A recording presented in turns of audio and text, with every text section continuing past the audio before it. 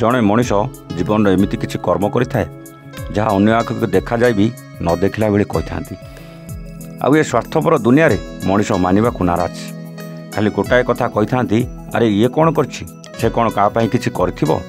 कृषि क्षेत्र में भरपूर बादलपुर गाँ यही गाँव में अनेक लोक बसवास करती हेले से गाँव सरपंच समस्त सबकिछि करी किछि न कला भली।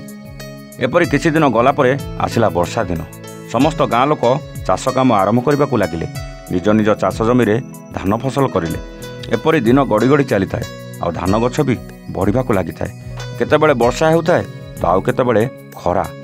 एमती किछि दिन गलापर धान गछरे फूल बाहर लगिला जमिति सबुज रंगर भरा चाषीर सुनार फसल खिलिखिली होई हसी उठुची। चाषी मध्य क्षेत्र में सुनार फसल देखी खुशी कहले न सरे। अचानक पाणीपाग बदलिया लगिला माड़ी आसिला कला अंधार। 2-3 दिन धरी प्रबलरू प्रबल वर्षा होगा लगिला। चाषी घर बाहरी पारुथाए ना किछि करि पारुथाए जेपरि हाथ गोड़ किछि पाउ न थाए जेपरि चाषीर आखि सामने सबकिछि भासी जाए था। किंतु सेई गाँव सरपंच एते वर्षारे घर बाहरी आसी जगी थाए लोकों क्षेत्रु पानी बाहर करने आरंभ करी धान गछ तले न पड़ा चेष्टा करुए। 3 दिन धरी क्षेत्र में रक्षणाबेक्षण करुए गाँव सरपंच। एते वर्षा होते भी केबे घर को जाती नहीं ना खाती ना पियंती केवल चाषी मानक सुनार फसल कथा भावुता। 2 दिन पर वर्षा छाड़वाक लगिला धीरे धीरे पानी कमिवाक लगिला। चाषी माने खुशी होई निज निज खेत को जीवाक लगिले। समस्त चाष क्षेत्र में जाई देखती निज निज धान सबू ठीक अच्छी काहारी धान में किसी भी क्षति होनी।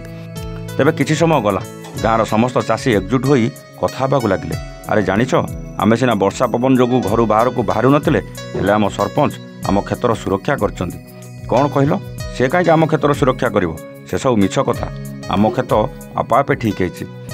थरे भाविल कौ सरपंच केबे आम पई एते कष्ट सहिबो आ किए किए कहितांती हाँ हेइथिबो। सेतिपई तो कहा जाए ए स्वार्थपर दुनिया रे केही काहार नुहंती जेते कले भी काहारी आखि को देखा जाए भी न देखला भली लगे।